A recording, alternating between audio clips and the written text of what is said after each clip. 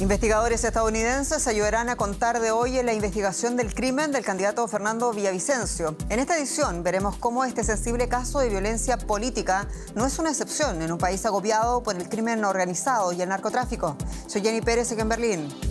Destacamos. En Ecuador, los seguidores de Fernando Villavicencio piden investigar el asesinato del candidato. La campaña electoral continúa en medio del estado de excepción decretado por el gobierno por los próximos 60 días. Alemania evalúa entregar misiles de crucero aire-tierra a Ucrania. La medida supondría un importante cambio de política para el canciller Olaf Scholz y su gobierno y un enorme impulso para las capacidades de defensa de Kiev. Y a 67 aumentó el número de muertos en Maui, Hawái. Las investigaciones arrojan que los sistemas de alerta se activaron solo después que los incendios forestales alcanzaran las zonas pobladas.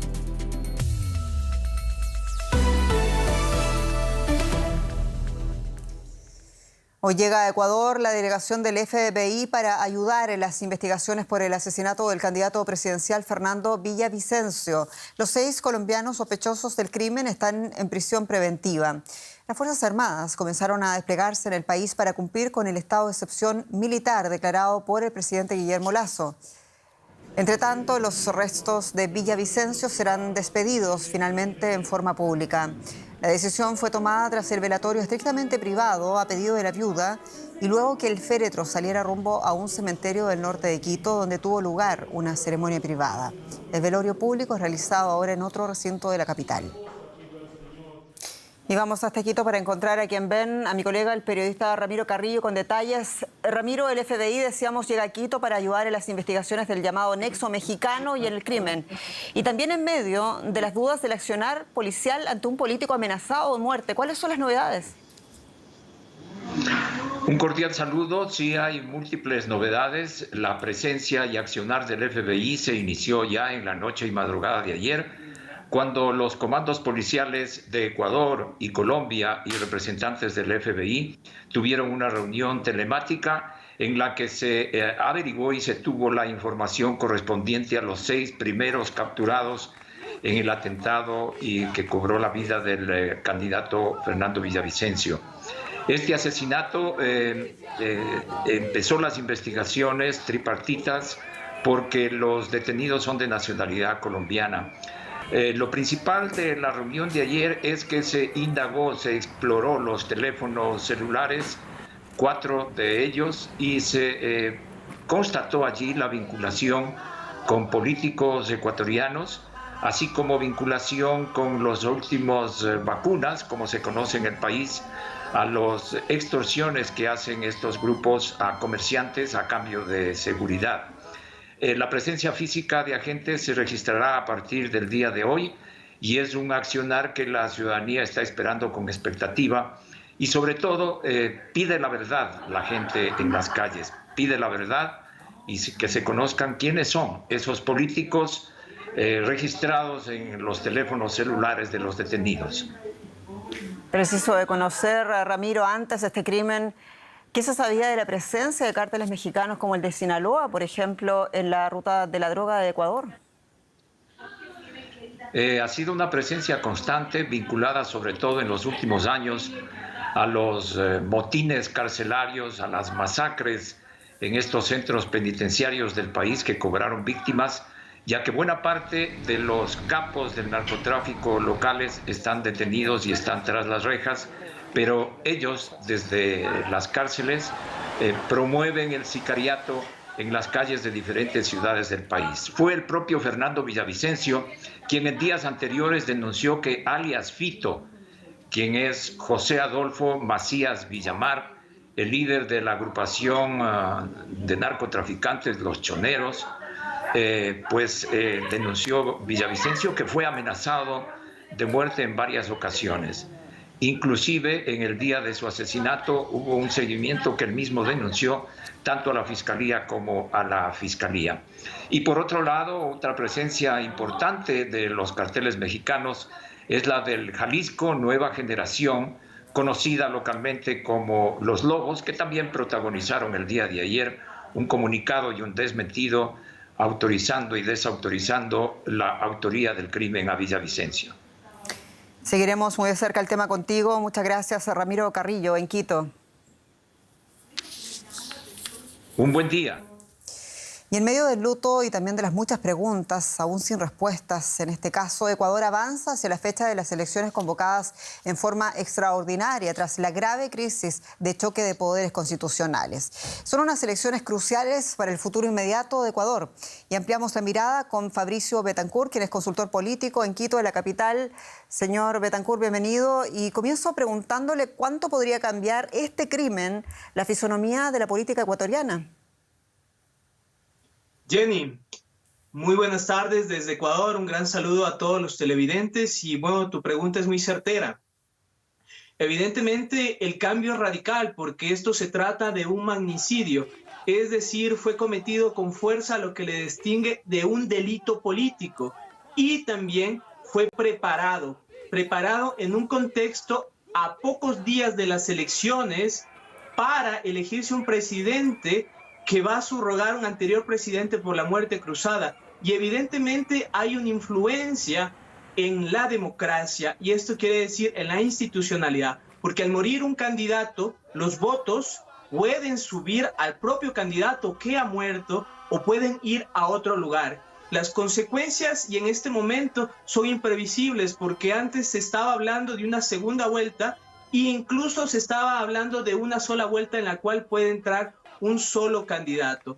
El problema es que el voto puede girar a cualquier lado e incluso puede ser nulo este voto por un rechazo a la institucionalidad del gobierno actual. Y con todo lo que vienes viviendo, Ecuador, en materia de criminalidad, ¿ha comprendido, en su opinión, la clase política del Ecuador, y esto hablo de todos, desde izquierda hasta derecha, que la madre de todas las batallas también para Ecuador es la lucha contra la corrupción y el crimen organizado, doméstico e incluso transnacional? Tú topas un tema muy importante, Jenny, y evidentemente el rol que deja Fernando Villavicencio es una horma del zapato, si se lo puede decir, bastante grande, porque tiene más de 200 casos de corrupción, el cual estuvo atrás. Adicionalmente a esto, no solamente denunció la corrupción política, sino también denunció la corrupción de las mafias del narcotráfico, y adicionalmente también estuvo a favor de la extradición de los capos del narcotráfico a los Estados Unidos. Creo que esta serie de elementos hacen que se parezca muchísimo a la muerte de Carlos Galán en los años 80, y evidentemente eso dio un vuelco a la historia de toda Colombia. Yo creo que si ponemos y extrapolamos ese caso que pasó en Colombia a Ecuador, vamos a pedir la unión, obviamente, de todas las instituciones. Necesita Ecuador ayuda internacional urgente, porque evidentemente durante estos últimos años no se ha podido parar la ola de violencia en las cárceles, ni tampoco los crímenes políticos, que ya suman 4 en este año, que van desde legisladores, alcaldes y ahora el notable magnicidio que se cometió en contra de Fernando Villavicencio, Jenny. Fabricio Betancourt, muchas gracias. En Quito. A ti, muchísimas gracias. Un saludo. Y en otras noticias, la revista alemana Der Spiegel afirma que el gobierno de Berlín está dispuesto a enviar misiles de crucero Taurus de fabricación alemana a Ucrania. Kiev lleva meses pidiéndolos. El canciller federal Olaf Scholz hasta ahora se ha opuesto a enviar armas de mayor alcance al país invadido por Rusia. En caso de que ahora se aprobara su suministro, los misiles probablemente serían modificados para limitar su alcance. El misil de crucero Taurus es capaz de alcanzar objetivos a 500 kilómetros de distancia. Su mayor ventaja es su amplio rango de alcance, por lo que Alemania duda de si debe suministrarlos a Ucrania. Los críticos sostienen que esto permitiría a Kiev atacar territorio ruso. Los países de la OTAN han acordado no dejarse arrastrar a este conflicto. Tanto Washington como Berlín lo consideran vital. Por tanto, la clave aquí es el rango de alcance de las armas que suministramos, con las que se podrían atacar objetivos que no están directamente relacionados con las operaciones militares en Ucrania. La revista alemana Der Spiegel informa que el ministro de Defensa Boris Pistorius está en conversaciones con el fabricante. Su objetivo es reprogramar los Taurus para limitar su alcance y prevenir un ataque a suelo ruso. Esto podría tomar semanas, demasiado tiempo, critican desde la oposición. El número de aviones de combate ucranianos es escaso, están en malas condiciones y Ucrania no domina el espacio aéreo en las zonas ocupadas de su territorio. Por tanto, enviar estos misiles desde cientos de kilómetros sería de gran ayuda. El canciller alemán Olaf Scholz se caracteriza por su cautela al suministrar armamento pesado a Ucrania y por tomarse su tiempo a la hora de sopesar este tipo de decisiones. A todo esto, el presidente ucraniano Volodymyr Zelensky anunció el viernes la destitución de todos los oficiales de reclutamiento militar del país después de hacerse públicos una serie de casos de corrupción de alto nivel.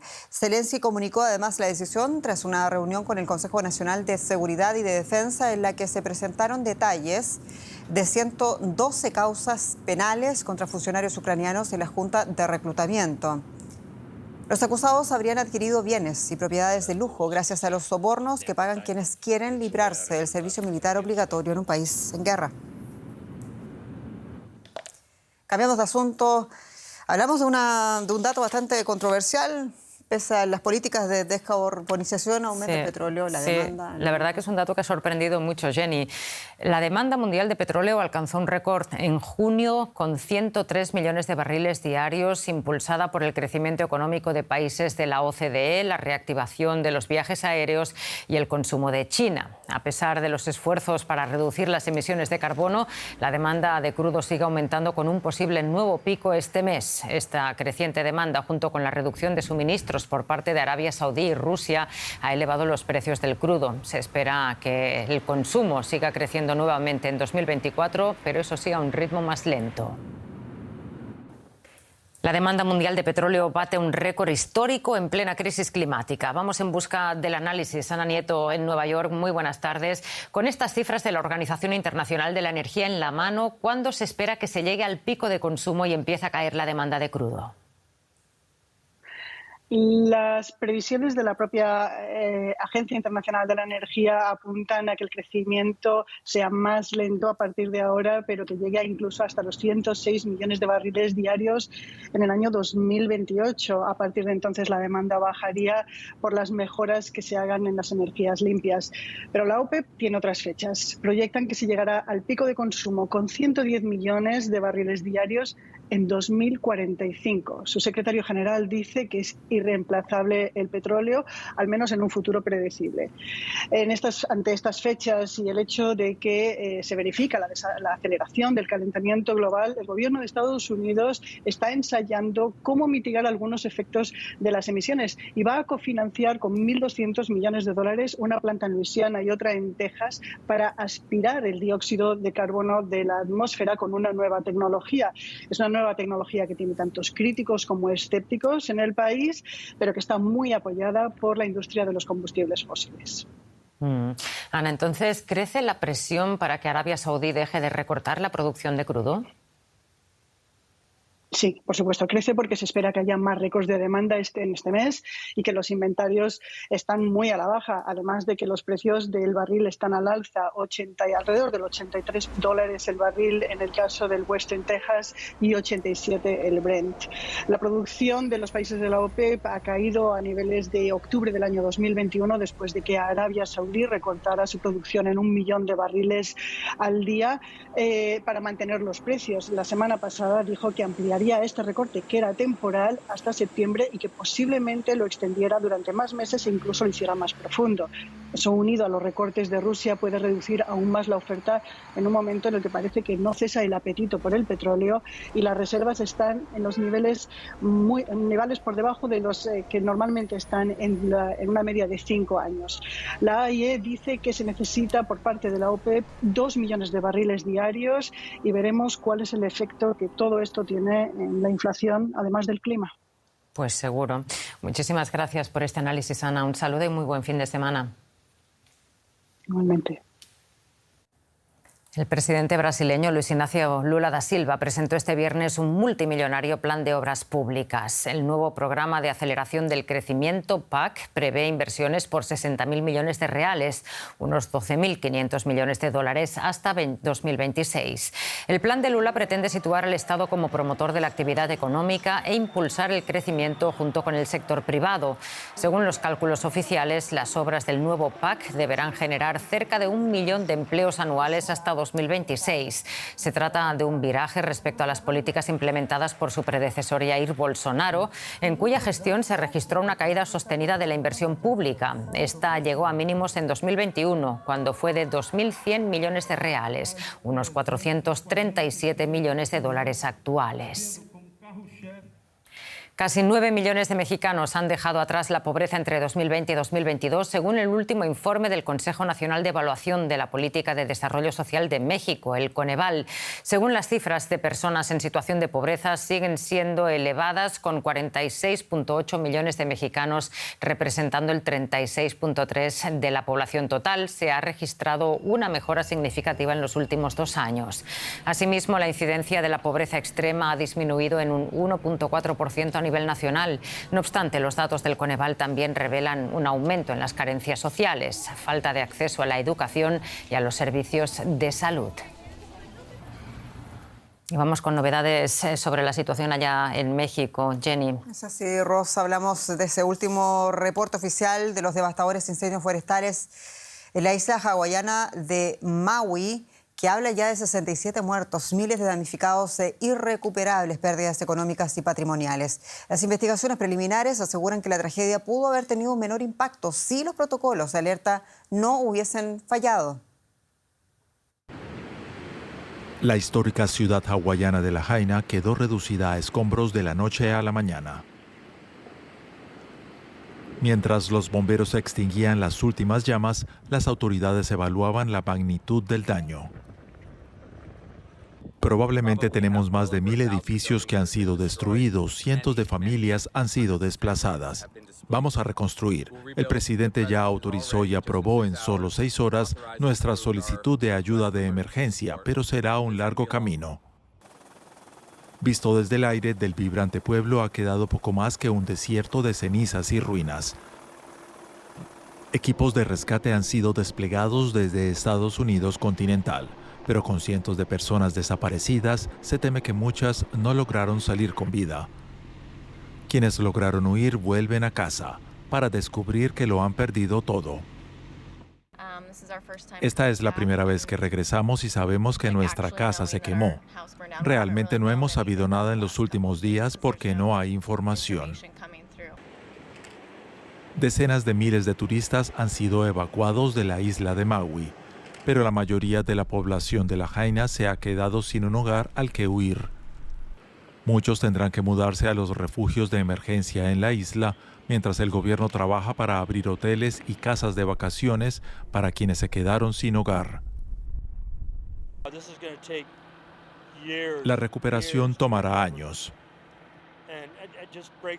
Y me rompe el corazón que de toda la historia del siglo XIX solo queda polvo, ceniza y polvo.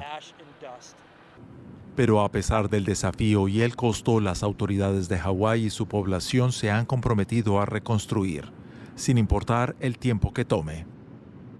Incendios en Maui y la crónica de una devastación cuyo alcance apenas comienza a dimensionarse. Mi colega Conchi Moyá está con nosotros en directo desde Kihei, en Hawái. Conchi, saludos. Y lo más llamativo es la información que señala que los protocolos de emergencia para advertir a la población fallaron, ello mientras el número de muertos sigue aumentando. ¿Qué nos puedes contar?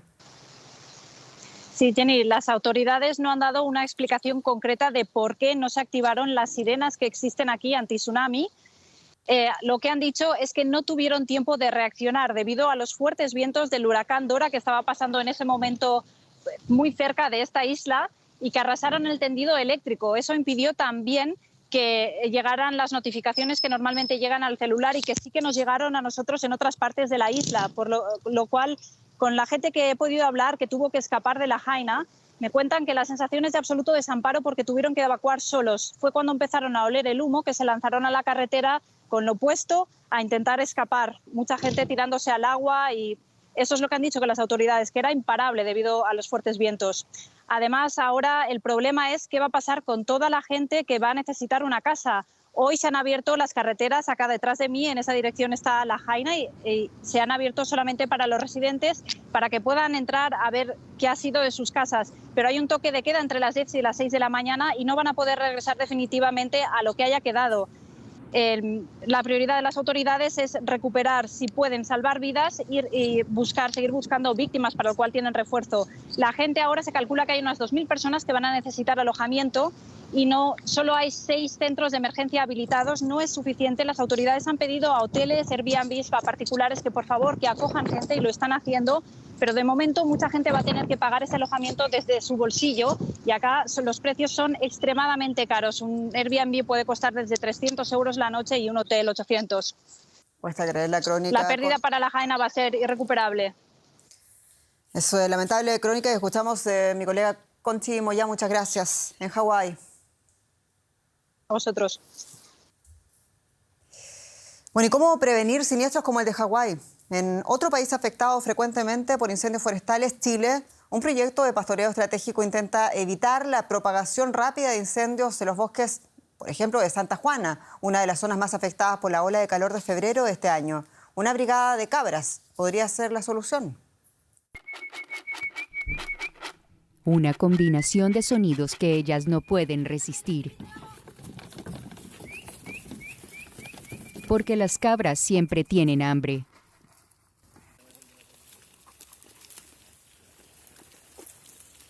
De inmediato empiezan a comer, a hacer su trabajo. Un trabajo que requiere ciertas habilidades para un principiante. Un estómago robusto, las cabras tienen 4 cavidades y un voraz apetito para todo, bien sea hojas verdes o espinas. Las cabras de Rocío Cruces son trabajadoras indispensables en los bosques de Santa Juana, Chile. Se comen casi todo lo que podría arder y así ayudan a evitar la propagación de incendios forestales. Con el uso de malla, en este caso una malla electrificada, que permite que las cabras se queden en un área que es la que nosotros determinamos para poder hacer un cortafuego sin el uso de herbicidas. Y así poder protegernos de los incendios que, si bien en este territorio, en Santa Juana, de acá de la región del Biobío, afectó a más del 70%. En la región de Biobío, unas 450.000 hectáreas fueron devastadas por el fuego durante el verano pasado.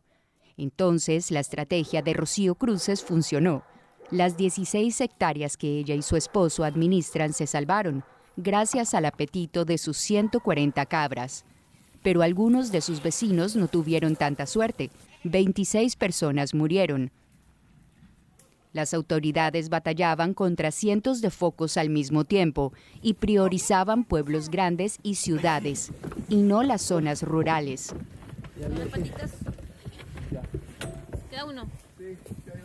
Rosa Sanzana Neira vive apenas a 5 minutos de distancia. Desearía haber tenido también cortafuegos alrededor de su finca. Impotentes, ella y su esposo vieron cómo las llamas destruían la casa familiar en apenas minutos. La pareja había estado en el negocio de la miel durante 3 décadas y también perdió la mayoría de sus abejas. Meses después, aún hay mucho por restaurar y limpiar. Que mandaron militares como a los 10 días de que nos quemamos. ¿Cuándo? Al tiro, a evacuar, a que saliéramos de aquí y no nos quemáramos. Cada cual se defendió solo nomás. Después andaban los militares así, cuando ya no había nada, estaba todo quemado. Para Rocío Cruces, la experiencia de sus vecinos afianzó su pasión por las cabras. La bióloga enseña a otras personas las ventajas del pastoreo estratégico, de modo que igualmente puedan evitar incendios forestales. Y ahora el gobierno también está cofinanciando el proyecto de las cabras. Vamos a cambiar totalmente de asunto para preguntarnos cómo ir al rescate de la identidad nacional sin perder de vista las nuevas tendencias. Bueno, ponga atención a la próxima historia en Perú, porque entre telas andinas y pantalones de cuero nace el Q-Pop a manos de Lenín Tamayo, así se llama un joven peruano de 23 años que ha bautizado así su fusión entre la música andina y el K-Pop.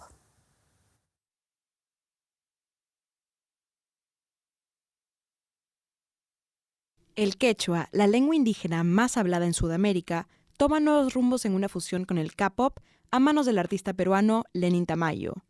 Tamayo, de 23 años, es el creador del Q-pop, la novedosa mezcla musical entre estilos y ritmos coreanos e instrumentos y sonidos andinos. Ahora, su sonido único destaca en su nuevo disco titulado Amaru, que significa serpiente en quechua. Entonces el quechua es lo que yo abrazo en mis raíces y es por eso que pongo el Q, como el K de Corea, yo pongo el Q del quechua, ¿no? Lenin cuenta que el K-pop le sirvió de refugio en sus épocas escolares, cuando era objetivo de burlas por sus raíces andinas y su aspecto delgado, atributos que ahora triunfan en su quechua pop. En el colegio yo ya tuve un acercamiento a esa comunidad de K-pop porque sufrí de acoso y de bullying, porque en Latinoamérica a veces ser distinto, tener otro tipo de belleza, puede ser sujeto a burlas, pero es esta comunidad de K-pop en mi salón que me brinda este espacio seguro y es ahí donde yo digo, ¿por qué no traslado esta experiencia del K-pop de comunidad con la música andina, ¿no? Que escuchaba en mi casa? Y ahí fue donde se gestó la idea de hacer esto, ¿no? Lenin Tamayo lleva la música en la sangre. Su madre, Yolanda Pineros, es cantante folclórica y es quien le inculcó la lengua quechua. Mi madre es cantante de música andina, peruana, que es música tradicional, digamos, en mi país. Y pues yo he abrazado mis raíces desde que soy niño. La música andina siempre ha estado en mí. El artista busca alcanzar a más personas con su música, especialmente en TikTok, donde sus videos llegan a las 5 millones de vistas mensuales. Y el hip hop es uno de los géneros musicales más populares, ya sabemos, y este viernes celebra sus 50 años de existencia. Se cree que fue inventado el 11 de agosto del año 1973 en una fiesta juvenil en el barrio neoyorquino del Bronx. El disc jockey de aquel entonces puso el mismo LP en 2 tocadiscos, creando el primer breakbeat documentado. La ciudad de Nueva York celebra, por lo tanto, el aniversario del género con una serie de eventos que incluyen conciertos.